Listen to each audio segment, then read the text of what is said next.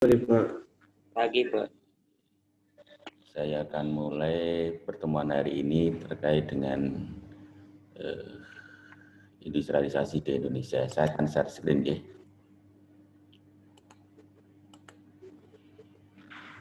Yes, hari ini kita bicara tentang industrialisasi di Indonesia. Saya akan mencoba untuk menjelaskan kira-kira 30 menitan untuk kita diskusi. Nanti kalau ada hal-hal yang perlu didiskusikan bisa ditanyakan di ruang Google Classroom. Jadi kalau dilihat dari piramida di Indonesia bahwa ekonomi Indonesia ini didominasi oleh sektor usaha kecil menengah atau UMKM, atau kalau di luar sana juga sangat familiar juga dengan istilah UKM atau UMKM. Ini kalau kita lihat ciri-cirinya omsetnya kecil ya, di bawah 1 miliar dalam setahun, dan itu cukup banyak sekali kan itu. UMKM ini punya ciri hambatan untuk masuk itu rendah. Jadi agak gampang ya. Agak gampang masuk ke dunia UMKM ini dibandingkan masuk ke industri skala besar. Terus yang kedua, cirinya adalah iklim usahanya itu mempunyai tingkat kompetensi yang sangat tinggi. Banyak sekali ya. Kalau teman-teman mungkin sekarang tinggal di Yogyakarta, ada berapa UMKM ya sepanjang Jalan Malioboro atau Jalan Protokol di kampung-kampung itu muncul UMKM. Nah, semakin banyaknya UMKM itu mencirikan bahwa UMKM itu mempunyai tingkat kompetisi yang tinggi atau hiperkompetensi. Terus karena usahanya kecil ya keuntungannya rendah. Dan tingkat drop out-nya tinggi atau tingkat kematiannya itu tinggi. Jadi tidak banyak UMKM atau tidak sedikit UMKM itu yang gulung tikar, cepat gulung tikar itu karena permodalannya nggak kuat, marketingnya nggak kuat, terus SDM-nya nggak kuat, dia cepat gulung tikar atau drop out. Nah, yang kedua di sini didominasi oleh yang kedua adalah kelompok yang usaha skala besar atau usaha menengah. Nah, usaha menengah ini barrier to entry-nya tinggi atau hambatan untuk masuknya tinggi. Kenapa hambatan untuk masuknya itu tinggi? Ya karena dia butuh tenaga kerja yang banyak, dia butuh modal yang banyak, dia butuh skill yang tinggi kan gitu. Sehingga tidak semua orang itu bisa masuk ke industri ini. Terus cenderungnya adalah oligopoli. Dan yang ketiga adalah kalau memang ini sudah masuk, ya keuntungannya tinggi. Seperti teman-teman bisa lihat ya, perusahaan-perusahaan keluarga yang sudah besar di sini. Ini kategori omsetnya mulai dari yang di bawah 1 miliar, 1 sampai 100 miliar itu menengah, terus di atas 200 miliar sampai dengan 20 triliun itu kategori perusahaan besar dan jumlahnya lebih sedikit dibandingkan UMKM. Oke, nah sekarang pertanyaannya adalah karena sektor UMKM atau sektor informal di Indonesia ini cukup banyak, maka sektor informal ini masih mendominasi perekonomian di Indonesia. Jadi kalau teman-teman bisa lihat grafik penduduk yang bekerja di sektor formal dan informal ini jumlahnya hampir imbang ya, walaupun enggak sama sih. Yang sektor formal itu masih di bawah sektor informal. Di grafik yang warna biru ini tahun 2013 ini ada sekitar 46% yang 0,5 di sektor formal, sementara di sektor informal ini sudah 53. Jadi lebih banyak kalau dilihat data dari 2013 sampai tahun 2017 ini sektor informal sudah mendominasi. Terus pertanyaan yang kedua adalah berapa kontribusinya?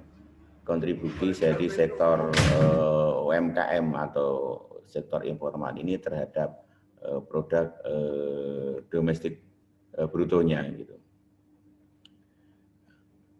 Ya, mulai tahun 2008 sampai 2016 naik terus ya, mulai dari 55, 57,1, 57,6 sampai yang terakhir 2016 itu 62,6. Ini kontribusinya. Nah sekarang kenapa sih muncul konsentrasi industri itu? Jadi industri itu muncul kenapa? Kalau di Jakarta kan daerah Jakarta, Jabodetabek, di sana ada kawasan Jababeka, ada Bekasi. Di Semarang ada kawasan industri daerah Ungaran. Nah, industri-industri ini berkonsentrasi atau muncul yang pertama karena penguasaan teknologi atau teknik tertentu. Jadi kalau teman-teman itu nanti menguasai teknologi atau cara tertentu, nah ini bisa masuk ke dalam industri. Teman-teman dia akan masuk karena punya metodenya, karena punya teknologinya, di samping punya modal tadi.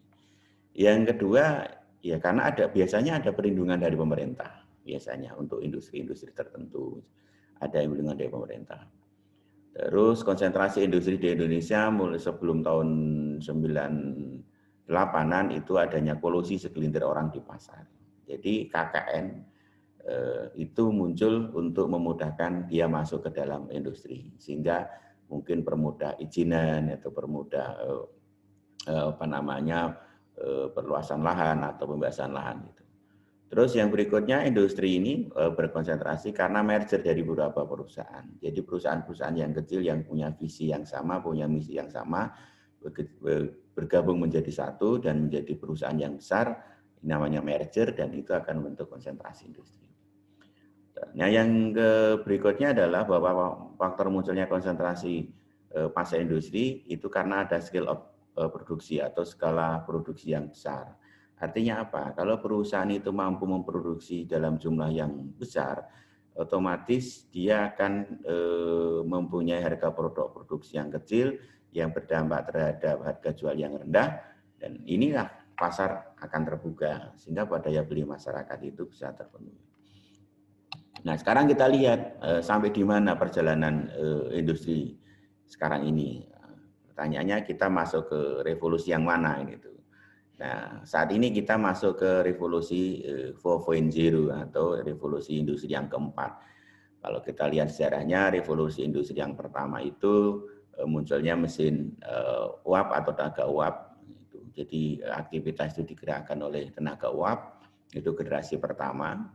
Generasi yang kedua itu 2.0, itu energi itu digerakkan oleh listrik, itu ada didukung oleh aktivitas mass production atau produksi massal, misalnya memproduksi dalam jumlah yang banyak, itu pabrik-pabrik muncul dan itu.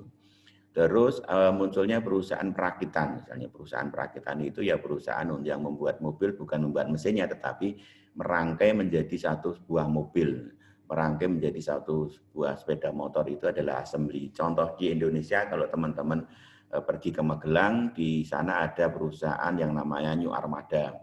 New Armada itu perusahaan yang merakit menjadi sebuah mobil, jadi ban, terus jok, terus bodi, mesin itu dirakit menjadi satu, menjadi sebuah kendaraan. Itulah disebut dengan perusahaan assembling. Gitu.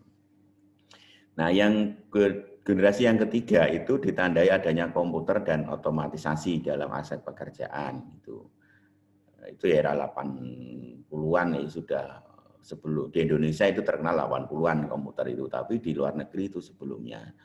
Terus yang keempat adalah generasi Internet of Things atau era disrupsi atau revolusi 4.0 ini. Nah, pertanyaannya adalah apakah kita itu sudah masuk ke dalam revolusi industri yang keempat ini kalau ditandai dengan Internet of Things. Jadi internet itu menjadi suatu kebutuhan yang ada di seluruh aktivitas ekonomi di Indonesia.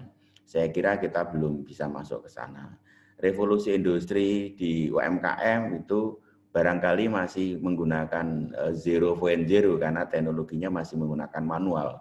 Sementara tuntutannya sekarang adalah otomatisasi, robotik, dan sebagainya. Ini menjadi tantangan bagi kita semuanya, apakah kita itu bisa masuk ke dalam kancah persaingan di dalam revolusi industri yang 4.0 ini, terutama di sektor UMKM. Saya menyampaikan ke teman-teman ide bagaimana nelayan itu menangkap ikan masih dengan menggunakan jala, menggunakan kail. Nah, pertanyaannya adalah itu masuk revolusi yang berapa ini itu. Kalau cara menangkapnya masih menggunakan jala, cara menangkapnya menggunakan kail. Nah, oleh karena itu saya mempunyai pemikiran mungkin agak ekstrim pemikiran itu, bagaimana menangkap ikan dengan menggunakan teknologi, misalnya gadget gitu. Sementara teman-teman saat ini sedang punya gadget semuanya kan itu loh. Sehingga ketika naik kapal terus ke tengah laut, gadgetnya itu dinyalakan, menyalakan aplikasi tertentu, ikannya datang, tinggal ngambil ikannya itu. Bisa enggak? Ya bisa, karena semua makhluk hidup itu punya perilaku dan perilaku makhluk hidup itu bisa diteliti. Nah, oleh karena itu kita tinggal meneliti apa kebiasaan ikan-ikan itu datang. Itu biasanya ikan itu datang kalau diberi makan. Itu ikan datang itu kalau mendengar bunyi-bunyi sesuatu kan itu.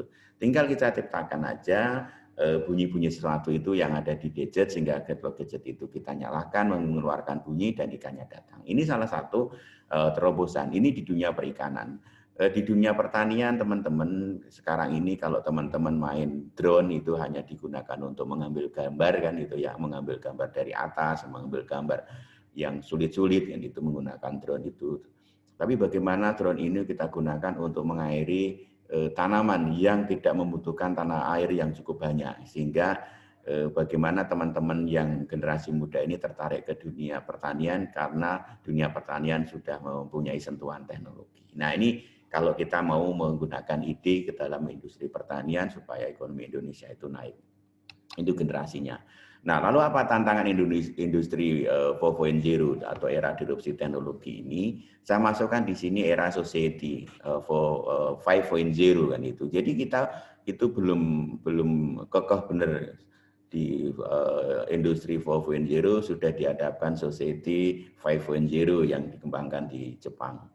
Jadi di sini tantangannya adalah peran manusia digantikan oleh mesin atau robot. Bahkan nanti teman-teman di masa yang akan datang itu naik mobil tidak perlu pakai sopir kan gitu. Nah, dengan demikian nanti tenaga kerja itu akan beralih profesi kan gitu. Diperkirakan tahun 2000 ada 75 sampai 375 juta itu tenaga kerja global beralih profesi. Bahkan 1,8 juta itu pekerjaan digantikan oleh artificial intelligence atau kecerdasan buatan, robot, sensorik, dan sebagainya. Nanti hotel itu tidak perlu front office lagi gitu. Industri-industri perhotelan, industri transportasi tidak perlu sopir, tidak perlu front office kan gitu. Nah, pertanyaannya nanti ya benar tidak tenaga kerja itu akan beralih profesi. Nah, ini menjadi tantangan. Sudah dimulai dari taksi, sekarang sudah digeserkan oleh taksi online gitu. Opang atau ojek pangkalan digantikan oleh Gojek atau oleh yang lainnya gitu.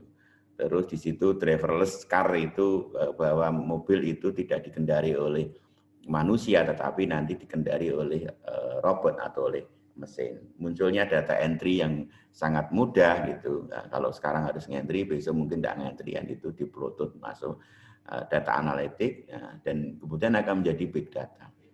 Nah, big data ini yang akan digunakan sebagai dasar untuk mengambil keputusan. Sehingga dengan di era Internet of Things ini, ketika kita nggak punya data, ya kita nggak punya hal yang bisa kita lakukan. Nah, ini adalah tantangan. Nah, oleh karena itu di Indonesia harusnya menjadikan teknologi itu sebagai profesi. Dan Indonesia perlu meningkatkan kualitas tenaga kerja di dalam bidang teknologi digital itu. Sehingga aktivitasnya tidak terganggu. Nah, apa bedanya antara industri 4.0 dengan society 5.0? 5.0 ini sudah menggunakan artificial intelligence, sensoric info analysis yang akan memberikan aktivitas itu tidak lagi bersentuhan. Jadi bukan fokusnya teknologi, tapi fokusnya manusia yang berfokus pada teknologi. Jadi bagaimana menggunakan robot dengan baik. Nah, di sini di Indonesia sekitar 23 juta pekerja yang ada saat ini akan digantikan oleh mesin otomatis di tahun 2030. Sehingga Pak, teman-teman juga harus mempersiapkan diri dengan multi talent itu, multi talenta itu. Tidak hanya mendalami ilmu akuntansi karena backgroundnya akuntansi, tetapi ilmu teknologi itu juga akan menjadi kebutuhan pokok di masa yang akan datang. Lalu pertanyaannya adalah sektor-sektor apa saja yang memberikan peluang pekerjaan baru. Ini ada sektor kesehatan gitu. Ada sektor konstruksi, manufaktur, retail yang ini akan meningkatkan permintaan tenaga kerja gitu. Apakah Dan ini saya yakin juga butuh tenaga accounting, tetapi tenaga accountingnya nanti harus dimodifikasi dengan digital. Teman-teman harus lihai mengoperasionalkan aplikasi-aplikasi yang berbasis finansial, termasuk akuntansi. Nah, ini tantangan SDM Indonesia, itu BPS tahun 2019 ada 5,67% pengangguran sarjana. Itu saya berharap teman-teman nanti tidak menjadi atau menambah deretan pengangguran di Indonesia, tetapi saya berharap teman-teman nanti sebelum lulus, sebelum diwisuda itu sudah mendapatkan pekerjaan, sehingga tidak mendapatkan menambah daftar pengangguran terbuka di Indonesia. Nah, ini penyebaran pendidikan di Indonesia, pekerjanya yang ternyata yang di bawah SMP itu masih paling banyak ya, SD ke bawah itu 39,6% ini ya, ini yang bekerja di sektor informal ya, tentu saja UMKM itu. Terus yang SMP itu 17,88%, yang SMA 18%, yang SMK 11,73%, diplomanya 2,7%, dan yang di tingkat sarjana itu 9,7%. Ini penyebaran tingkat penduduk. Oleh karena itu, ya masih didominasi oleh tenaga kerja di bawah SD, oleh karena itu produktivitasnya menjadi masih sangat rendah. Nah, ini yang menjadi problem bagi bangsa Indonesia, bagaimana mengupgrade skill, mengupgrade keilmuan, sehingga tidak lagi tenaga kerja itu mempunyai tingkat pendidikan SD ke bawah. Nah, SDM di era disrupsi itu apa yang dibutuhkan sih? Sekarang ini high skill technical, jadi seorang engineering, seorang teknisi kan itu. Sehingga di sini ada main skill technical atau tenaga setengah ahli kan itu, atau lower skill tenaga ahli. Misalnya dia adalah teknisi, yang ini adalah operator. Ya tetap butuh kan itu. Ya butuh human. Ini masih digerakkan oleh human di era sekarang ini. Tetapi di masa yang akan datang, ini sudah butuh high skill inovator atau seorang kreator. Main skill spesialis ini digerakkan oleh dua, yaitu robot dan manusia. Digerakkan oleh robot dan manusia. Jadi yang teknikal itu nanti yang dulu masih dikerjakan oleh manusia, di masa yang akan datang itu sudah beralih oleh robot. Yang kedua, yang low skill saja atau operator saja, itu sudah digerakkan oleh robot atau digerakkan oleh komputer, oleh otomatisasi. Artinya apa?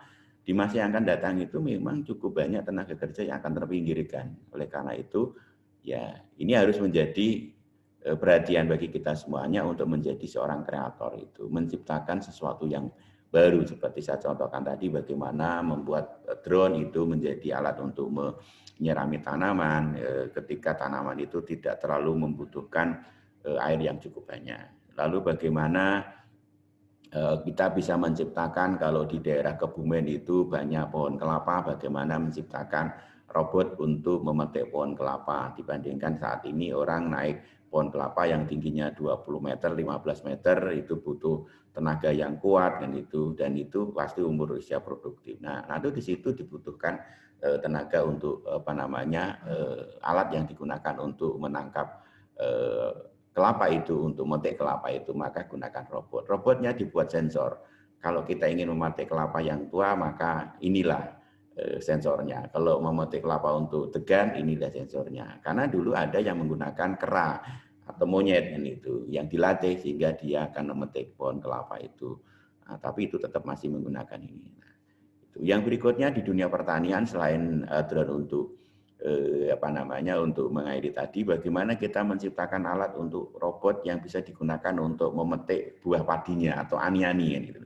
Nah, kalau sekarang menggunakan sabit, parang, itu banyak yang rontok di tengah sawah yang kita tidak pernah hitung berapa nilai kerontokannya itu, maka menggunakan teknologi itu akan menjadi masuk ke sini itu kreator ini. Nah, teman-teman bisa membuatnya. Nah, ide itu disampaikan kepada orang yang punya kemampuan teknikal untuk mendesain mesin yang kita harapkan.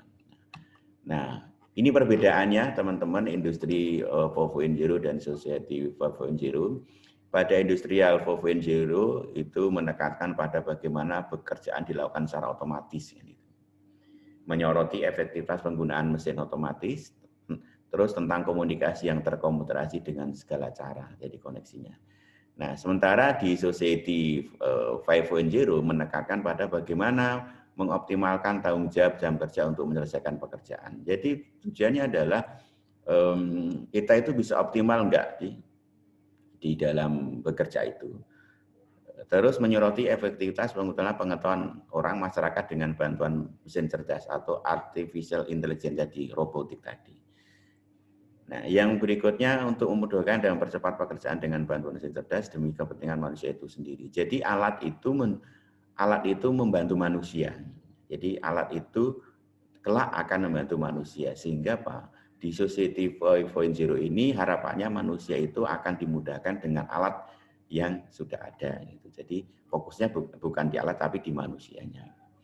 Nah, sekarang dampaknya apa dari Society 5.0 ini? Bocornya data umum maupun pribadi.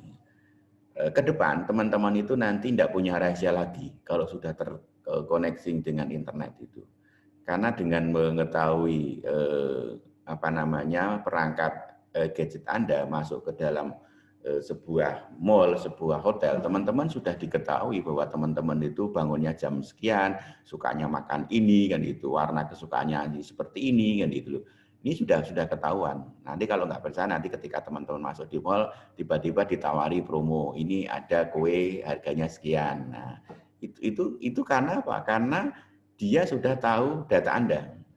Dia sudah tahu data Anda. Tiba-tiba nanti bagi yang wanita ditawari merek kosmetik. Karena apa? Karena tahu kebiasaan Anda. Nah, ini salah satu contoh bocornya data umum maupun data pribadi seorang. Oke, yang berikutnya persaingan sangat kompetitif dari segala aspek kehidupan. Jadi teman-teman harus siap bersaing. Nah, perubahan perilaku masyarakat yang sangat gratis ya, yang nanti mungkin yang tadinya itu tidak peduli menjadi sangat peduli. Terus satu hal yang harus diperluas internet dalam dunia IT disebut dengan Internet of Things. Jadi nanti orang tidak akan bisa melakukan sesuatu tanpa adanya internet ini. Jadi internet itu menjadi kebutuhan pokok mungkin melebihi dari makan dan minum kan itu. Jadi kalau makan dan minum itu bisa ditunda, kalau kehabisan pulsa nggak bisa ditunda gitu. Karena apa? Karena internetnya nggak nyambung kan gitu. Nah, ini akan menjadi satu dampak dari Society 5.0 ini. Nah, lalu bagaimana mempersiapkan menghadapi Society 5.0 itu dalam industri ini? Karena menjadi poin. Pertama, membekali masyarakat dengan pengetahuan dan kemampuan yang baik seputar Society 5.0 itu, dampak-dampaknya tadi. Yang kedua adalah untuk masyarakat agar selalu update tentang perkembangan dunia, terutama di dalam teknologi. Jadi teman-teman yang sekarang ini kuliah, ya harapannya nanti akan menjadi penyambung informasi kepada masyarakat bahwa Internet of Things ini menjadi suatu kebutuhan. Terus memiliki pola pikir kritis atau high order thinking skill. High order thinking skill itu adalah disingkat ada HOTS, high order thinking skill terhadap perkembangan zaman itu. Jadi mempunyai pola kritis, terhadap perkembangan keahlian itu. Yang berikutnya teman-teman di sini ada persiapan. Nah, era Society 5.0 itu yang seperti apa sih? Masyarakat yang bersatu pada manusia yang menyeimbangkan kemajuan ekonomi dan teknologi dan menyelesaikan masalah melalui sistem yang mengintegrasikan dunia maya dan ruang fisik. Artinya apa? Ekonomi di masa yang akan datang itu tidak akan bisa lebih baik tanpa adanya teknologi. Itu intinya.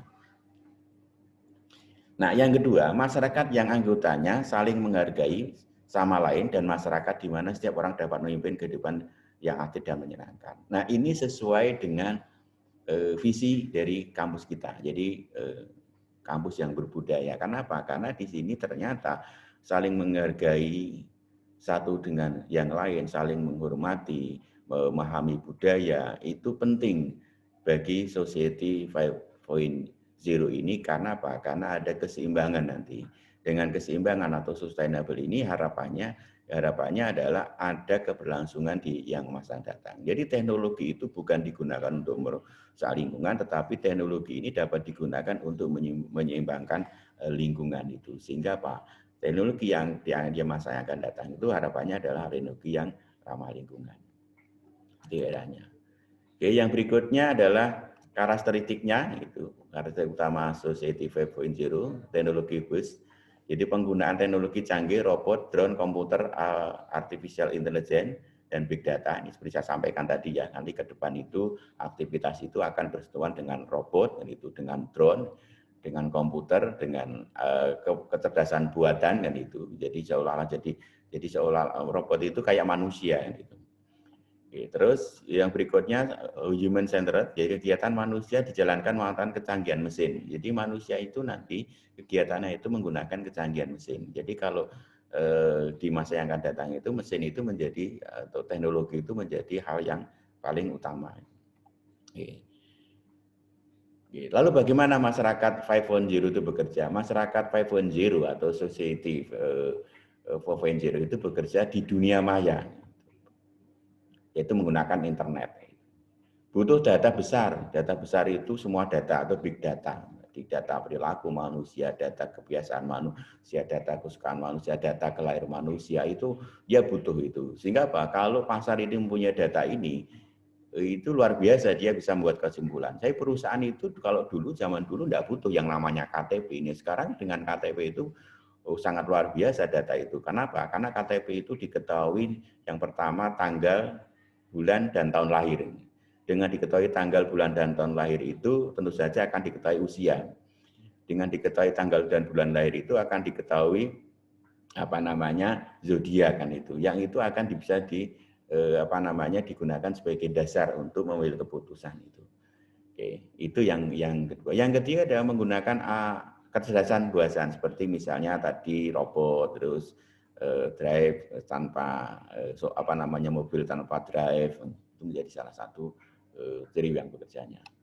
Nah, oleh karena itu ke depan itu teknologi semakin murah, tenaga kerja semakin mahal kan itu. Nah, ini kebalikannya nih. Jadi tenaga kerja itu nanti ke depan itu menjadi mahal sekali. Nah, sehingga karena tenaga kerja itu menjadi mahal, ya orang akan cenderung ke otomatisasi. Ini bentuk grafiknya. Tahun 2032 ini nilainya sekian tenaga kerja. Sementara nilai otomatisasi itu dia menjadi lebih kecil. Nah, oleh karenanya menjadi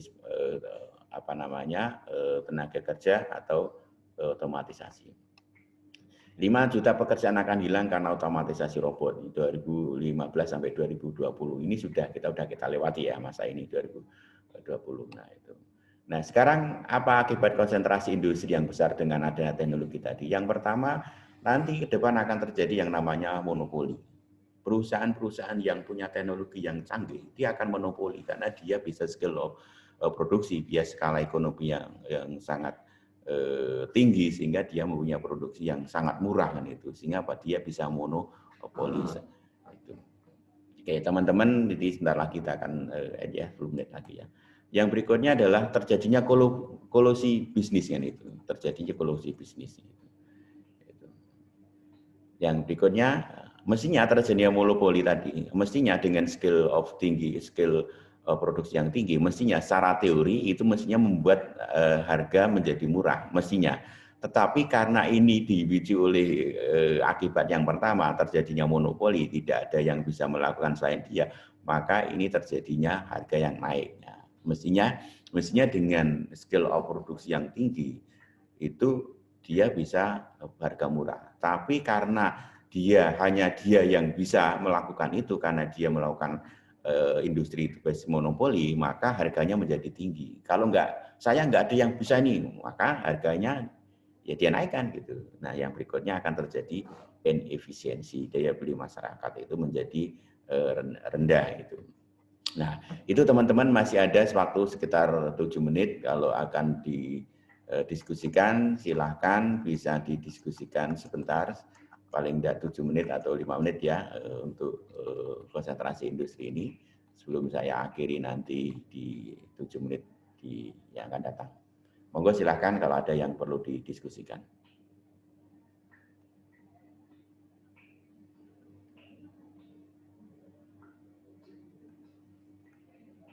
Monggo, ada yang perlu didiskusikan? Mbak Rizka, Mas Oto,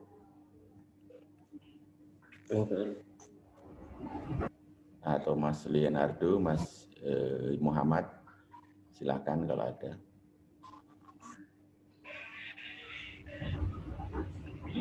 Kalau dalam forum ini belum ada, nanti bisa disambung di Google Classroom ya, karena jam 9 nanti ada rapat, jadi nanti teman-teman masih tetap bisa aktif di Google Classroom. Oke, Pak.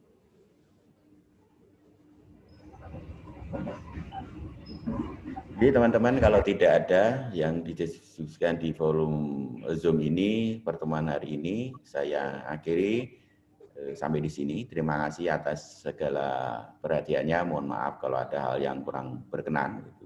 Nanti kita sambung lagi di Google Classroom dan insya Allah di minggu depan bisa ketemu dalam kondisi yang sehat walafiat juga. Selamat pagi dan Assalamualaikum warahmatullahi wabarakatuh. Waalaikumsalam. Waalaikumsalam.